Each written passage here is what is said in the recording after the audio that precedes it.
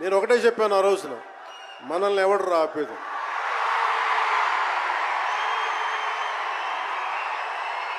This is not about money, this is not about finance, this is not about records, this is about damn guts, this is about damn courage, this is about damn tenacity. We are here, we will stand by, we will serve justice.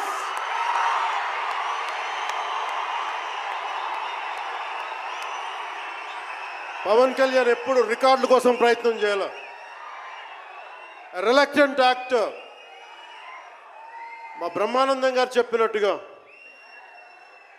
నేనేం కోరుకోలే, నేను ఒక actor అవ్వాలని కోరుకోలే, సగటు మనిషిగా బతుకుదామన్న ఒక్క ఆలోచన తప్ప నాలో ఏం లేదు. అలాంటిది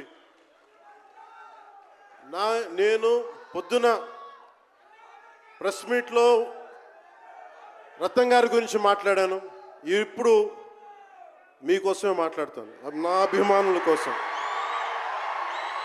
ఈరోజు నేను ఇక్కడ నిల్చున్నాను, పడి లేచాను, పడుతూనే ఉన్నాను, లేస్తూనే ఉన్నాను.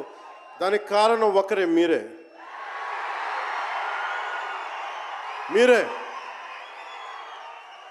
పడిపోయినా, కింద పడ్డా, లేచినా, ఉన్నా, అన్నా నీ వెంట మేము ఉన్నామని. నా దగ్గర ఏమన్నా ఆయుధాలు ఉంటాయా? నా దగ్గర ఏమన్నా గుండాలు ఉంటారా? నా దగ్గర ఎవరు లేరు, గుండెల్లో ఉండే మీరు తప్ప.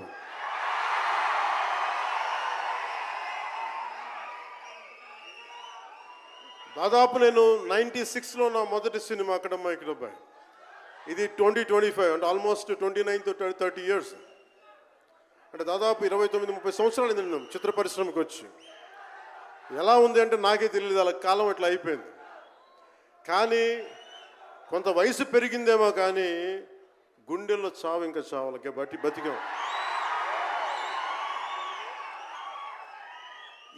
ఇక్కడే సభలో సర్దార్ గబ్బర్ సింగ్ సినిమాకి మహబూబ్ నగర్ నుంచి వచ్చిన ఒక యువకుడి గురించి చెప్పాను, మన అభిమానుల్లో ఒకటి గురించి చెప్పాను. అన్న నువ్వేమి ఇవ్వదు, ఒక హిట్ ఇవ్వన్నా చాలని. ఆ రోజు నేను భగవంతుని కోరుకున్నాను, నా అభిమానుల కోసం, నా కోసం కాదు కానీ ఒక హిట్ ఉంటే బాగుంటుంది అని కోరుకున్నాను. అది హరీష్ శంకర్ గబ్బర్ సింగ్ వల్ల తిరిగి వచ్చింది.